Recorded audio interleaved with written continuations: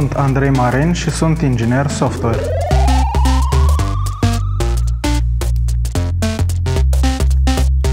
Eu am pornit proiectul Iris Robotics din dorința de a dezvolta partea de inginerie în domeniul roboticii și a inteligenței artificiale, pentru că mi-a plăcut foarte mult de când eram în timpul liceului să particip la competiții tehnice și am vrut să dezvolt latura de business a acestui domeniu chiar aici în Iași, în România.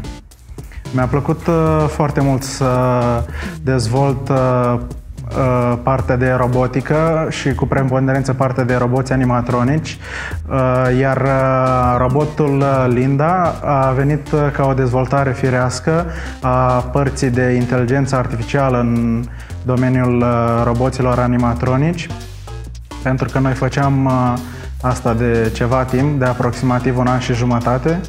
Iar Linda a venit ca și o dorință din partea clienților noștri din zona de festivaluri și parcuri de distracție sau mall-uri, pentru a avea o interacțiune cât mai umană, cât mai firească cu clienții lor. Numele meu este Linda Robotul. Și am făcut un liceu teoretic de informatică care m-a propulsat în zona competițiilor naționale și internaționale de robotică și software. Am participat la competiții cum ar fi World Robot Olympiad în Doha, Qatar și în Dubai, Emiratele Arabe Unite.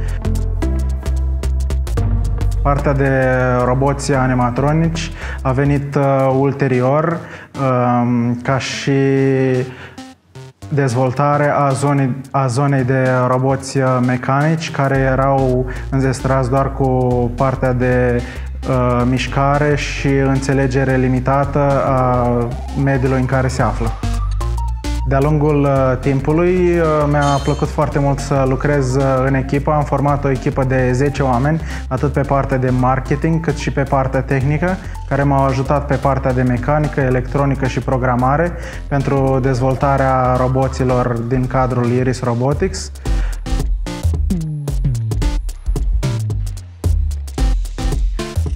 Proiectul acesta a însemnat foarte mult pentru mine, m-am dedicat foarte mult atât fizic cât și spiritual. Mi-am dedicat foarte mult timp pentru dezvoltarea acestui proiect, pentru a ieși cât mai bine, cât mai uman, atât partea hardware cât și partea software.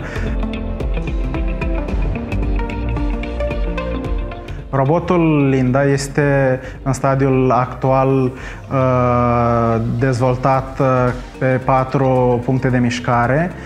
Își poate mișca capul, gâtul, ochii și maxilarul și se poate sincroniza cu vorbele date din sintetizatorul de voce, care poate vorbi atât în limba română cât și în limba engleză și înțelege cuvintele pe care le spui printr-o interacțiune cu un buton. În viitor ne dorim să eliminăm acest buton și să facem o interacțiune cât mai firească, fără a fi necesar un buton pentru interacțiunea cu robotul și de asemenea, din punct de vedere hardware, ne dorim să îmbunătățim robotul cu mâini și picioare pentru a se putea mișca și a-l putea integra cât mai bine în mediu.